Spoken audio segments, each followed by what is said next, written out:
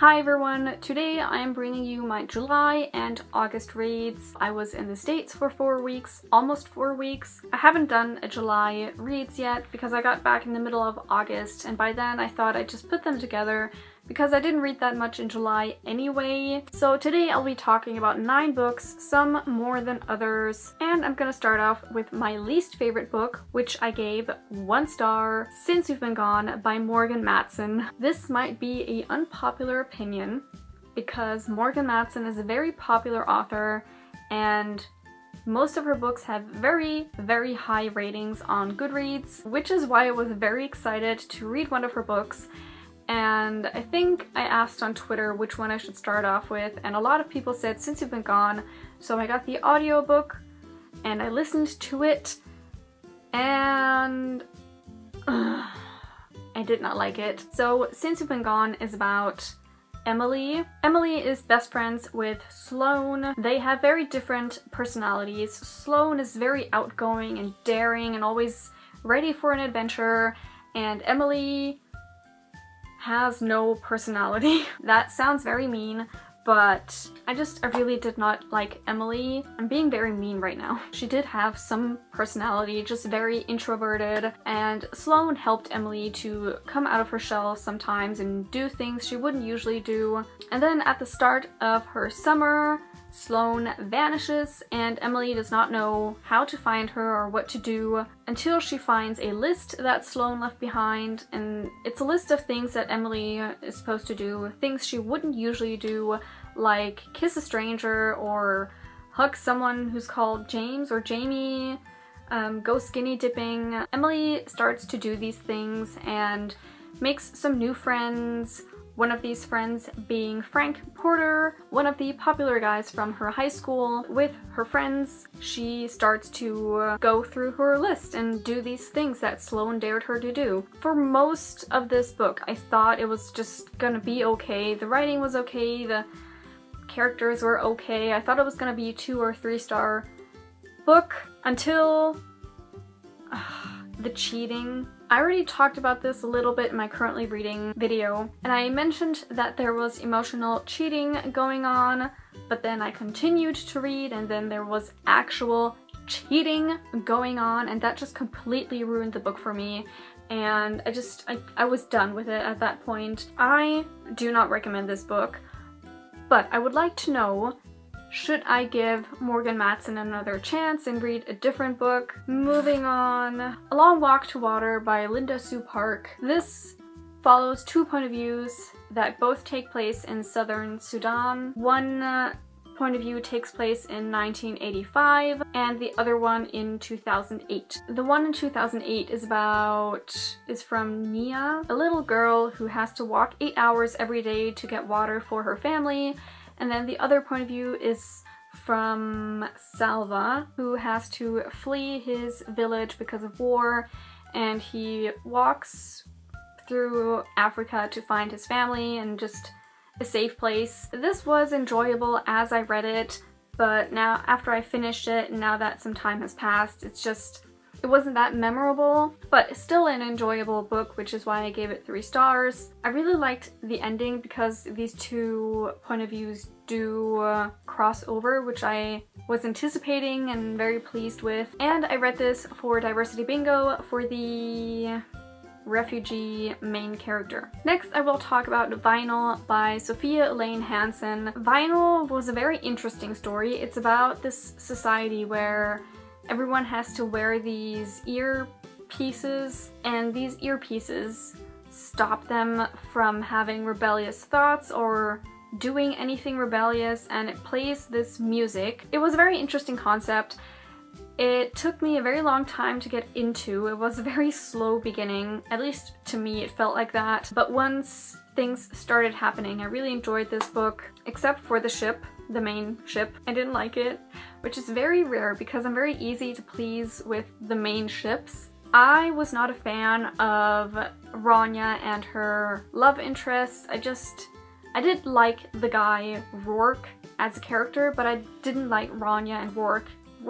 That's so weird to pronounce. Rourke? I didn't like them together. There wasn't any build up to them actually liking each other, at least I didn't see any. It just felt like it suddenly happened. There's actually another character that I want Rania to end up with, but I don't see that happening, and that's very frustrating. Also, there is a female-female relationship between some side characters, and I really liked them. I gave this book 3 stars. It was enjoyable, even though I wasn't a fan of the ship, but I'm pretty sure eventually I'll continue this series. I'm not sure if it's just a duology or a trilogy or even more books. I also read High Fidelity by M. Chandler. This is book 4 in the Shadow of the Templar series. This book was very, very long.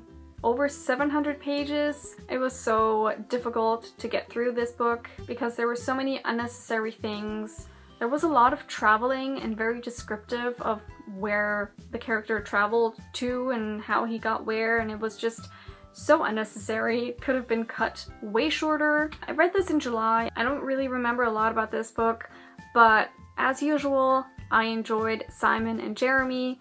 I love them so much, and I do remember that I was very, very, very sad once I finished this book because it was the end and I was not ready to let go of these characters. Yeah, I gave this 3.5 stars because it was just way too long and too many unnecessary things. I read Summer Days and Summer Nights, which is an anthology edited by Stephanie Perkins. This includes 12 summary romance stories. I actually really enjoyed this one. I read her winter anthology, which was My True Love Gave to Me, and I think I gave that 3.5 stars. I wasn't the biggest fan of that anthology. I really liked this anthology. There were a lot of short stories that I really enjoyed, and I found some new authors that I want to read more from that I haven't read before. I'm not gonna talk about each story, I'm just gonna mention some of my favorites. So my ratings ranged from 2.5 stars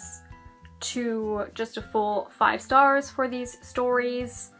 In case anyone is interested, that 2.5 stars was for Cassandra Clare's short story, which was called Brand New Attraction. I just didn't like it. And for my favorite stories, my favorites were by John Scavron, and he wrote Love is the Last Resort, and I gave that one 5 stars. That was definitely my favorite story. I just really liked the narrative and the banter between the two characters in this story. I also liked Stephanie Perkins' story, which was actually a continuation of her short story from the winter anthology. It was called In 90 Minutes Turn North, and I gave this one 4.5 stars. I also liked the story by Veronica Roth, which was called Inertia.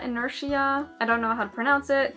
It was kind of contemporary slash sci-fi, and I gave this 4.5 stars. And another favorite was Souvenirs by Tim Federle, which I gave 4.5 stars. So overall, there were a lot of stories in here that I liked. Some authors that I want to check out are John Scavron and Tim Federle. I haven't read any books by them, but I really liked their stories. I read a novella called Prom Queen Perfect by Clarice David. This is about Alex, who wants to be prom queen at her school. It's very important to her to be popular and not have anyone else be more popular than her. And when her love interest, whose name I've forgotten, when he calls her selfish, she's desperate to show him that she is in fact not selfish, and she helps this wallflower, I will call her, become more popular at their school. But when she realizes that this girl is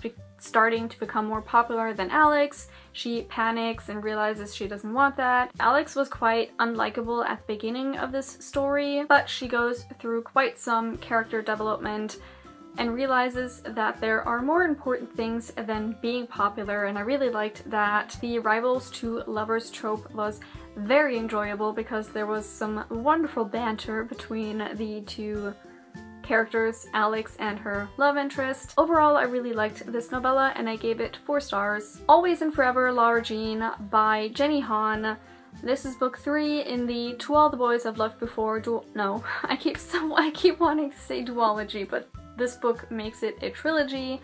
the To All the Boys I've Loved Before trilogy. We follow Lara Jean as she finishes her last year of high school and waits to hear back from the colleges that she applied to. She really wants to get into UVA. She has everything planned out, but things start to happen differently than how she planned, and she has to adjust to those changes, which is very hard for Lara Jean. It took me quite a while to get through this book because there were quite a few slow bits that had me struggling to read on, but overall this was very adorable and cute, and I did enjoy the ending. A very nice ending to this trilogy, and I gave this 4.5 stars. I rated 2 books 5 stars in the last 2 months, one of those being Queens of Geek by Jen Wilde. Queens of Geek is about 3 friends attending a convention. One of these friends, Charlie, is actually part of the convention to promote her first movie that she's in, and her 2 best friends, Taylor and Jamie, are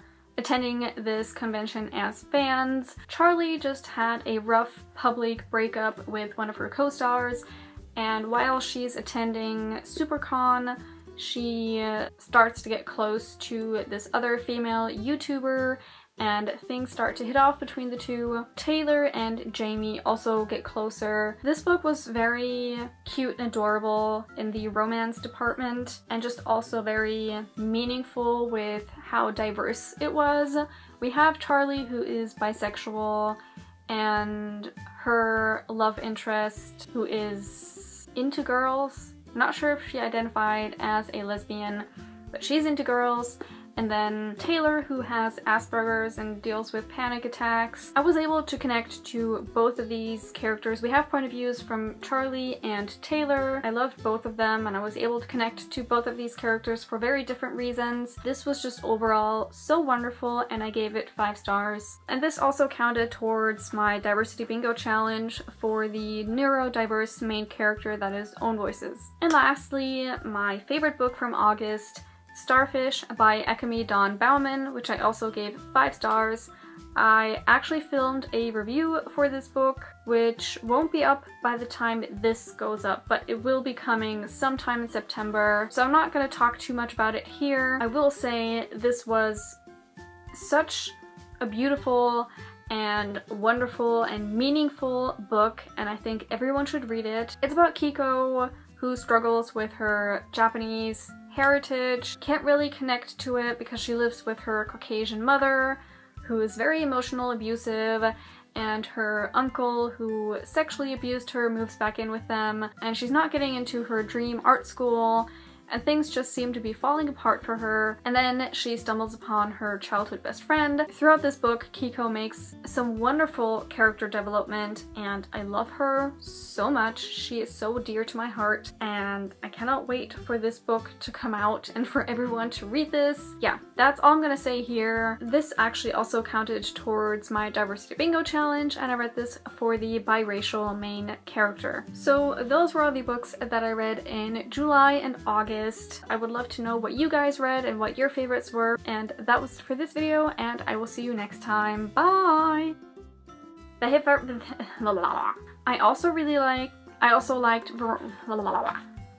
also liked